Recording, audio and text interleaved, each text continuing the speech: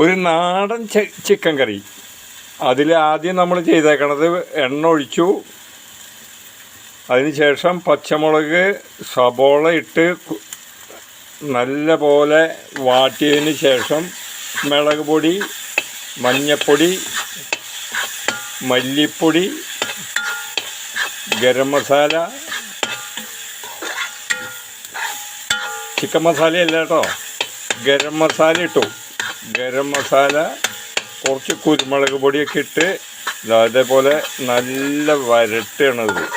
അതിന് ശേഷം നമ്മളുടെ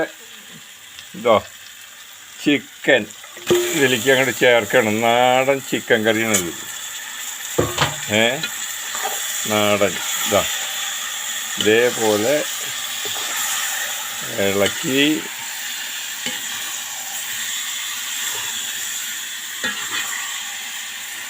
നല്ല പോലെ ഒന്ന് മിക്സ് ചെയ്ത്, ഇനിയിപ്പോൾ ഇതിൽ വെള്ളമൊന്നും ഒഴിക്കില്ല കേട്ടോ. ഇതിങ്ങനെ നല്ല ഇളക്കിയതിന് ശേഷം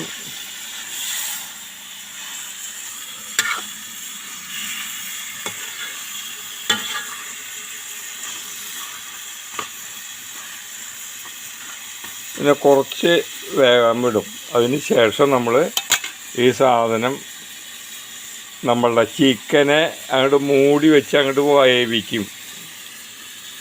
അത് തന്നെ. അപ്പോൾ ഈ ചിക്കനിലെ വെള്ളമൊക്കെ അങ്ങോട്ട് ഇറങ്ങി നല്ലപോലെ വെന്ത് നമുക്ക് ടേസ്റ്റിയാണ് ഒരു ചിക്കൻ റെഡിയായി കിട്ടും. ഇതിന് വേറെ ഒന്നും ചെയ്യണ്ട. അങ്ങനെ തന്നെ ചോറിൻ്റെ കൂടെയോ പൊറോട്ടയുടെ കൂടെയോ ദോശയുടെ കൂടെയോ ഇഡ്ഡലിയുടെ കൂടെയോ എങ്ങനെ വേണമെങ്കിലും കഴിക്കാം. ഓക്കെ.